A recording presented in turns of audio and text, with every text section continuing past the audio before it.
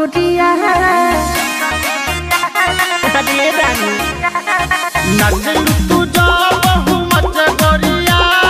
करे लंबी कोको मचा मचा गोरिया करे तो नतनी हमें टचा गोरिया करे लंबी कोको मचा मचा गोरिया करे लंबी कोको मचा मचा गोरिया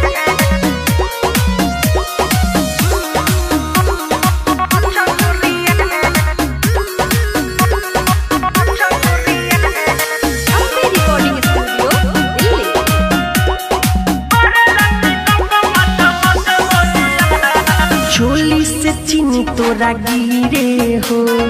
कमर हिलाव धीरे धीरे हो ऊपर से नीचे पोलाइल बारू बाछी तू गिरे हो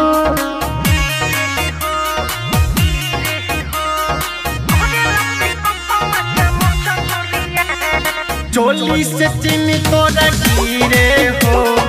कमर हिलावा धीरे धीरे हो ऊपर से नीचे पोलाइल बारू बाछी तू गिरे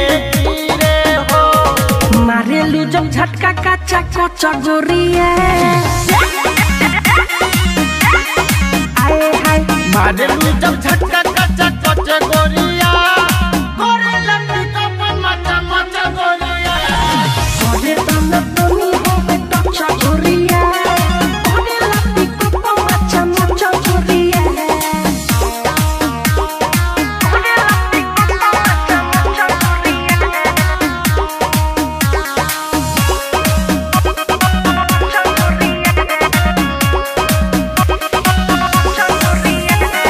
कहले मिठू मार सहल हो करना हमरो कहल हो ना तो तोहर चोली से चुके गिर जाई पाकल फल हो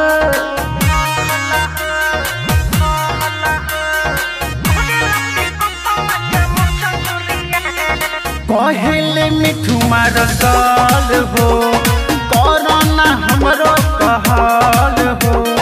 न तो तोहार चोली से चूके गिर जाई पाकल फल हो भोला धीरे से रह बच गोरिया भोला धीरे से रह बच्चा गोरिया करे लंबी कोको मचा मचा गोरिया करे दोना तनी हमें टच गोरिया करे लंबी कोको मचा मचा गोरिया करे तो नतनी हमें टचा गोरिया